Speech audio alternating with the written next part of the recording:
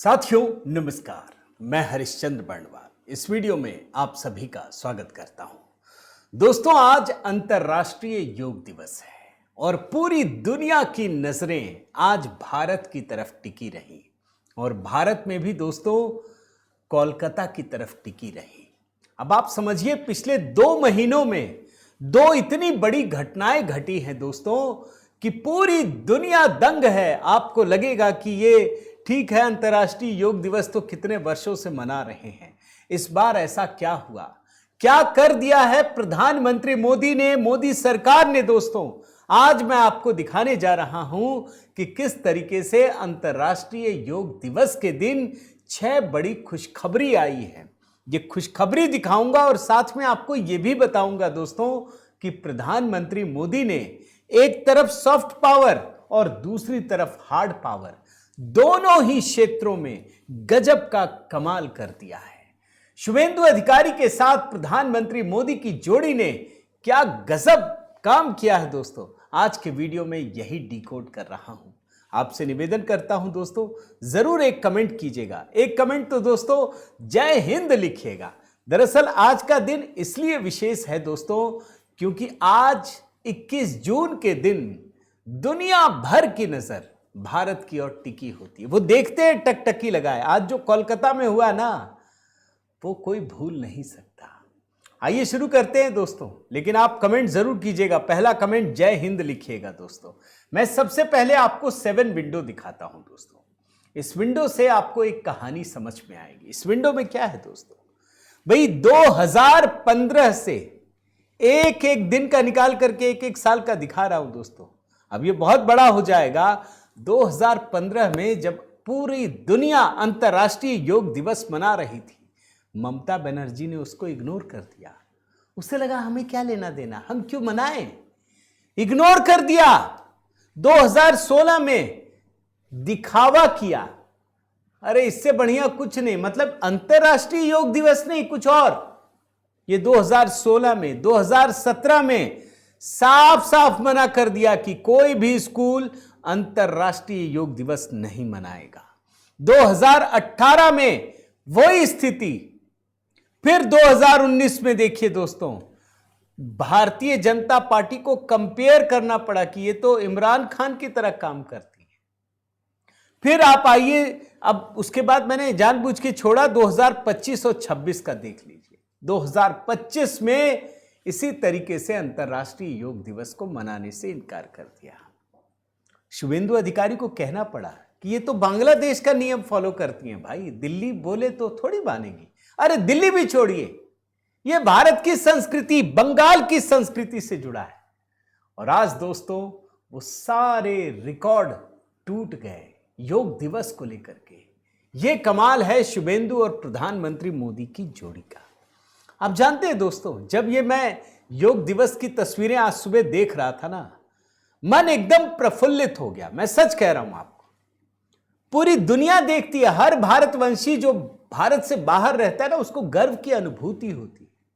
आज बंगाल के लिए क्यों विशेष है, आप जानते हैं, अभी पिछले महीने जब नतीजे आए थे ना दोस्तों, तो आप समझिए ये बंगाल जो है ना, वो आधुनिक योग का प्रणेता स्थल है। ये जब बंगाल में भारतीय जनता पार्टी की जीत हुई थी दोस्तों, तो सिर्फ कांग्रेस और तृणमूल कांग्रेस को ही बुरा नहीं लगा। आपको जो बता रहा हूं आप देखिएगा, पाकिस्तान को बुरा लगा, बांग्लादेश को बुरा लगा, अमेरिका और ब्रिटेन में जो लेफ्ट लिबरल गैंग बैठा है उसको भी बुरा लगा। उसको लगा कि ये सनातन संस्कृति को पुष्पित और पल्लवित करने वाली धरती पर भारतीय जनता पार्टी आ गई, पता नहीं क्या हो जाएगा। उसी बंगाल में दोस्तों विश्व योग दिवस का आयोजन हुआ। ये एक बहुत बड़ी घटना है और पूरी दुनिया ने देखा, जिसकी कल्पना कोई नहीं कर सकता।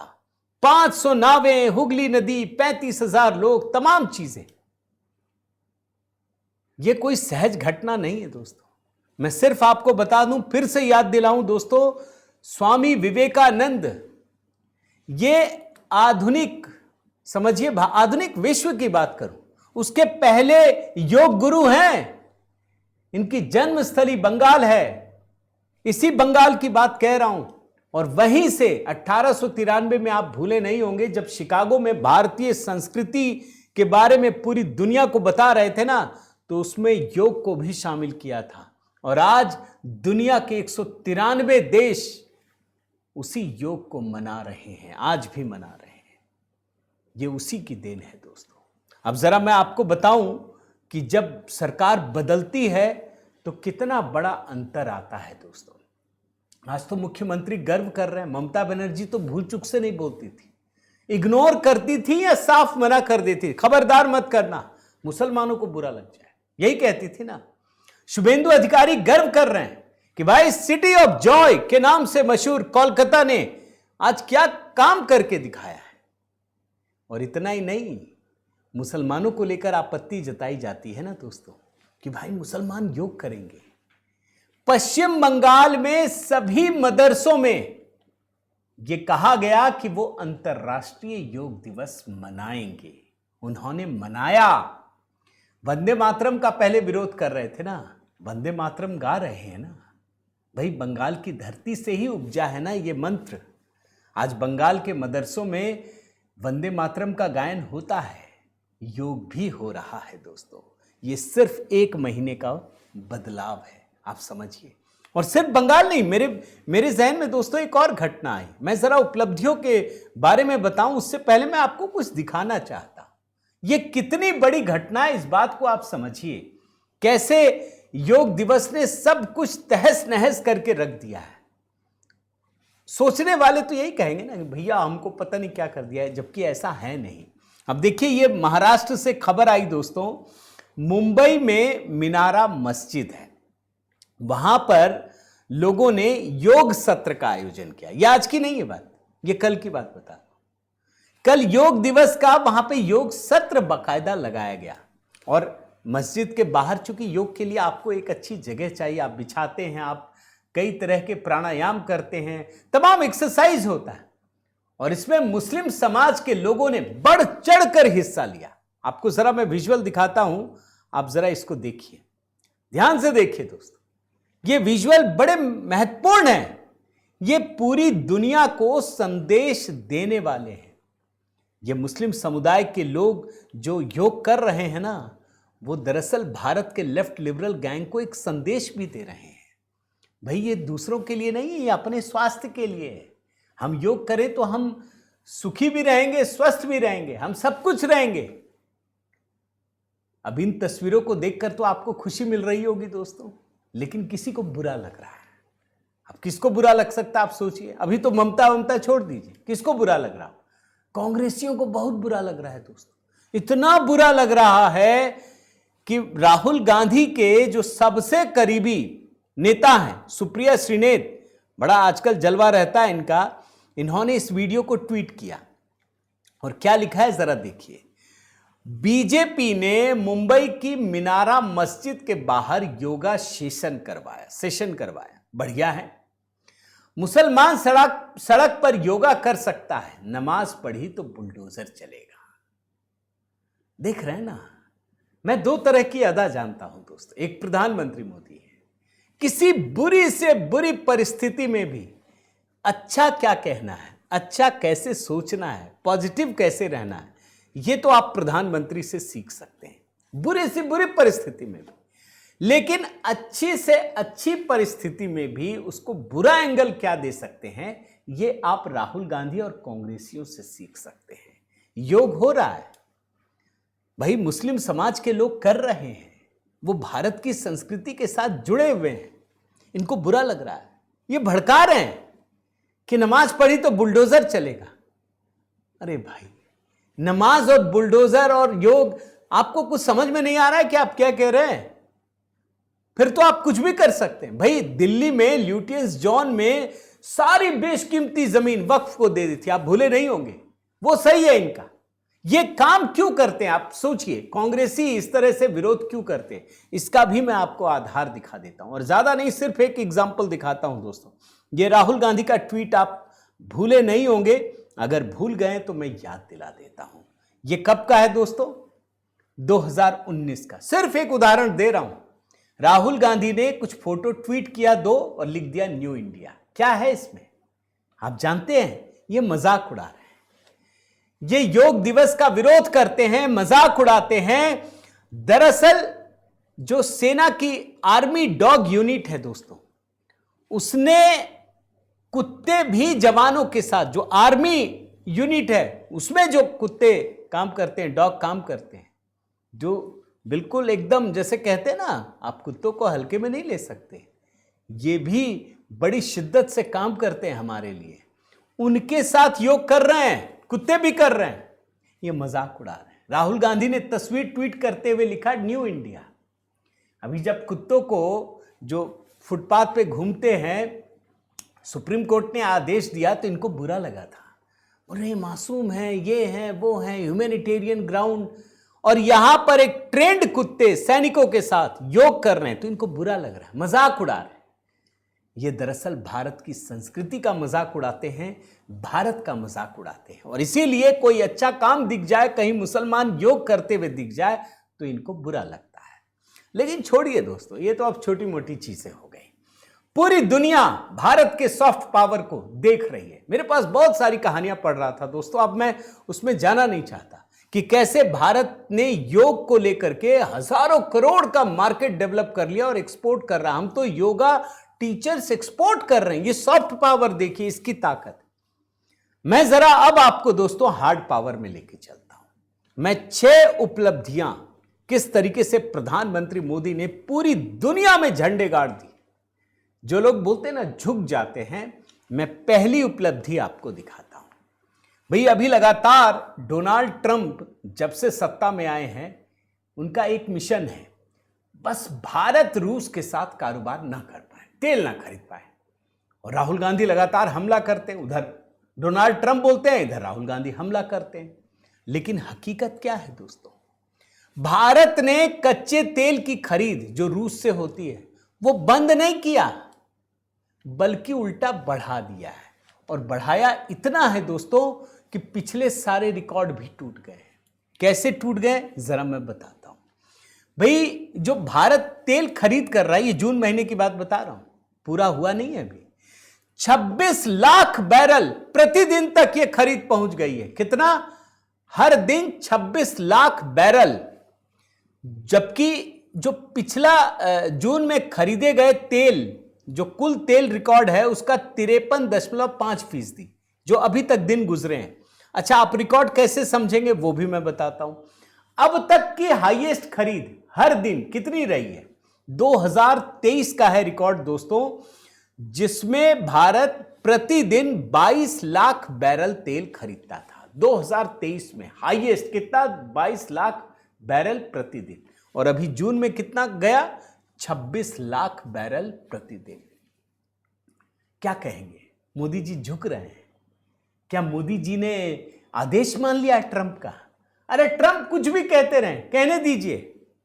वो तो पहले दिन से ही बोल रहे थे, 28 फरवरी को याद कीजिए, हम जीत गए, युद्ध जीत गए। आज तक तो जीते नहीं, आपको तो ईरान ने मार मार के आपका भेजा ठीक कर दिया। आज भी ईरान आपको मारने के लिए तैयार है, वो युद्ध के लिए तैयार है। ये ट्रंप भाग रहे हैं, इधर उधर भाग रहे हैं। तो ये हाल है दोस्तों। ये पहली उपलब्धि बता रहा हूं, सॉफ्ट पावर ही नहीं, हार्ड पावर। अब मैं आपको दूसरी उपलब्धि दिखाता हूं, ये देख लीजिए। FATF, भारत पहली बार उपाध्यक्ष बना है दोस्तों।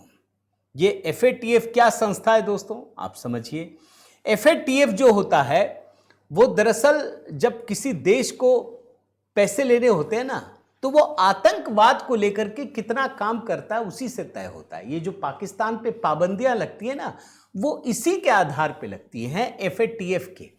पहली बार भारत को FATF की उपाध्यक्षता मिली है। 1994 बैच के सीनियर IAS अधिकारी विवेक अग्रवाल को इसका नया उपाध्यक्ष नियुक्त किया गया है।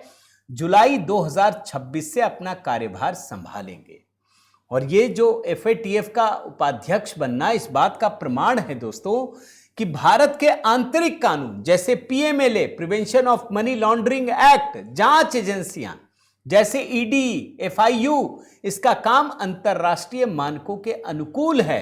और अगर कोई देश FATF के शीर्ष नेतृत्व में शामिल होता है तो अंतरराष्ट्रीय निवेशकों जैसे वर्ल्ड बैंक, IMF, वैश्विक कॉरपोरेट्स, उसका भरोसा उस देश पर कई गुना बढ़ जाता है, FDI भी बढ़ जाता है। यह है FATF, यह समझ लीजिए। तीसरा, आइए तीसरी उपलब्धि, वर्ल्ड बैंक का भरोसा भारत पर आज भी कायम है दोस्तों। भारत की आर्थिक शक्ति दुनिया में सबसे अच्छी है और अगले साल भी आज से बेहतर रहने की भविष्यवाणी की गई है। मैं जरा पढ़ देता हूं। भारत की अर्थव्यवस्था को लेकर वर्ल्ड बैंक ने सकारात्मक रुख बनाए रखा है। वर्ल्ड बैंक ने वित्त वर्ष 2026-27 के लिए भारत की GDP ग्रोथ का अनुमान 6.6% पर बरकरार रखा है। वहीं फाइनेंशियल ईयर 2028 के लिए ग्रोथ अनुमान बढ़कर 7.2% कर दिया गया है, जो पहले के अनुमान से 0.6% ज्यादा है। तीसरी उपलब्धि है। चौथी उपलब्धि भी सुन लीजिए, वो भी आपको दिखा देता हूं। भारत दक्षिण कोरिया को पीछे छोड़कर बिग 5 मैन्युफैक्चरिंग हब में शामिल हो गया। मनमोहन सरकार के समय जब ये गांधी परिवार का रुतबा चलता था, आप जानते हैं भारत को क्या कहते थे? फ्रेजाइल 5। जी हां, माने सबसे घटिया स्तर पे काम करने वाले देशों में 5 देश ये था। और ये क्या है? बिग 5 मैन्युफैक्चरिंग हब में भारत को शामिल किया गया है। यह विश्व बैंक के आंकड़ों के अनुसार भारत ने दक्षिण कोरिया को पीछे छोड़ते हुए दुनिया की 5वीं सबसे बड़ी विनिर्माण यानी मैन्युफैक्चरिंग महाशक्ति के रूप में उभरा है। और सिर्फ 1 दशक में कितना बढ़ा है, जरा आंकड़ा वो भी देख लीजिए। सिर्फ 1 दशक में भारत ने अपने मैन्युफैक्चरिंग आउटपुट को 328 अरब अमेरिकी डॉलर से बढ़ाकर 781 अरब अमेरिकी डॉलर तक एक ऐतिहासिक छलांग लगाई है। मतलब अगर देखिए तो ये दोगुना से भी ज्यादा सिर्फ 1 दशक में। ऐसे ही नहीं बनता, इसके लिए मेहनत करनी पड़ती है। आप आंकड़े देखेंगे ना दोस्तों, चाइना, फिर यूनाइटेड स्टेट्स, फिर जापान, जर्मनी, फिर भारत पहली बार टॉप 5 में। अच्छा, इस विकास दर के साथ दोस्तों नई दिल्ली ने वैश्विक आपूर्ति श्रृंखला यानी ग्लोबल सप्लाई चेन में अपनी रणनीतिक मौजूदगी दर्ज कर ली है। और यह उम्मीद जताया गया है कि 2029 तक जर्मनी और जापान को पछाड़कर भारत इस मैन्युफैक्चरिंग हब में तीसरे स्थान पर पहुंच जाएगा 2029 तक। यानी चुनाव जो अगला लोकसभा का आ रहा है दोस्तों, भारत तीसरे पोजीशन पर होगा। यह बहुत बड़ी खबर है। सिर्फ सॉफ्ट पावर नहीं, हार्ड पावर। 5वीं उपलब्धि देखिए, ये देखिए, ये तो गजब का है। India world's number 2 fish producer. Fish, मछली उत्पादन में भारत दूसरे नंबर पे पहुंच गया। अब मैं फिर से आपको जोड़ देता हूं बंगाल से। बंगाल चुनाव में क्या कहती थी ममता कि ये आएंगे भारतीय जनता पार्टी वाले तो मछली खाना रोक देंगे, पाबंदी लगा देंगे। अब भाजपा वाले भी समझ ही में नहीं आ रहा, मतलब क्या बोल रहे हैं समझ ही में नहीं आ रहा। उन लोग मतलब भाजपा पे कितना प्रेशर पड़ा। आप सोचिए कि मछली टांग करके, मछली लेकर के वोट मांगने जाते थे। आप याद है ना, मछली ले लेके घूमते थे कि नहीं भैया ऐसा नहीं है, हम मछली क्यों बंद करेंगे भाई। और ममता बनर्जी चिढ़ा रही थी, देखा फंसा दिया, गजब फंसा दिया ये मछली। अच्छा, जितने भी दिल्ली यहां वहां के नेता पहुंचते थे पूछ लेते थे, भाई मछली खाते हो ना, तो जरा खाओ, फोटो खींचो और चिपका दो कि हम मछली खा रहे हैं लबालब। और फिर कोई बोलता देखो मंगलवार को मछली खा लिया। मतलब इतना दबाव डाला। और भाजपा वाले लगातार कह रहे थे कि हम मछली बंद नहीं करेंगे, हम मछली का प्रोडक्शन बढ़ा देंगे। देखिए नई खुशखबरी है कि भारत मछली उत्पादन में दुनिया का दूसरा सबसे बड़ा उत्पादक देश बन गया है। पहले नंबर पर चीन है। यह बहुत बड़ी खुशखबरी है दोस्तों। और वो भी तब जब अंतर्राष्ट्रीय योग दिवस का समारोह बंगाल में आयोजित किया गया। छठी उपलब्धि भी देख लीजिए। आर्टिफिशियल इंटेलिजेंस के जरिए कमाई बढ़ाने की उम्मीदों के मामले में भारत दुनिया में ग्लोबल लीडर बनकर के उभरा है। बोस्टन कंसल्टिंग ग्रुप के एक नए सर्वे के अनुसार भारत वैश्विक स्तर पर मार्केटिंग के नेतृत्व में होने वाले आर्टिफिशियल इंटेलिजेंस ट्रांसफॉर्मेशन के मामले में विश्व में पहले स्थान पर है। एआई की तो दुनिया ही है और भारत वाले पीछे नहीं है, ये समझ लीजिएगा। तो ये है दोस्तों अंतर्राष्ट्रीय योग दिवस के दिन। इधर सॉफ्ट पावर, उधर हार्ड पावर। सॉफ्ट पावर में भारत बहुत आगे बढ़ चुका है दोस्तों। ये ममता हो, कांग्रेस हो, कुछ भी कर ले, इनको समझ ही में नहीं आ रहा कि आप मोदी का नुकसान नहीं कर रहे हैं भाई, आप भारत का नुकसान कर रहे हैं। आप भारत का नुकसान मत कीजिए, ये सही नहीं है। तो ये कहानी है दोस्तों। मुझे उम्मीद है कि आपको जरूर अच्छा लगा होगा। योग दिवस पर मैंने 6 बड़ी खुशखबरी दिखाई। शुभेंदु और मोदी की जोड़ी ने किस तरीके से बंगाल में कमाल कर दिया वो भी मैंने आपको दिखाया। उम्मीद करता हूं आपको जरूर अच्छा लगा होगा दोस्तों। एक कमेंट जरूर कीजिएगा, लाइक कीजिएगा, शेयर कीजिएगा। अगर आपने चैनल सब्सक्राइब नहीं किया है दोस्तों जरूर कीजिए। साथ ही आपसे निवेदन करता हूं HB शॉर्ट्स के वीडियो लगातार वहां संक्षिप्त में दोस्तों जो बड़े वीडियो रह जाते हैं, बड़ी खबरें रह जाती हैं, उसे मैं HB शॉर्ट्स में डालता हूं, क्योंकि यहां हमने फिक्स किया है 2 वीडियो, तो वहां पर भी हम 2 वीडियो डालते हैं। कमेंट में पिन कर दिया, उसको जरूर देख लीजिएगा। मेरे व्हाट्सएप ग्रुप का हिस्सा बनना चाहे दोस्तों तो मैसेज कीजिएगा, नंबर स्क्रीन पर है। और अगर आप मुझसे जुड़ना चाहते हैं, सहयोग करना चाहते हैं, तो आप जरूर मेंबरशिप लीजिए। बहुत बहुत धन्यवाद। जय सिया राम।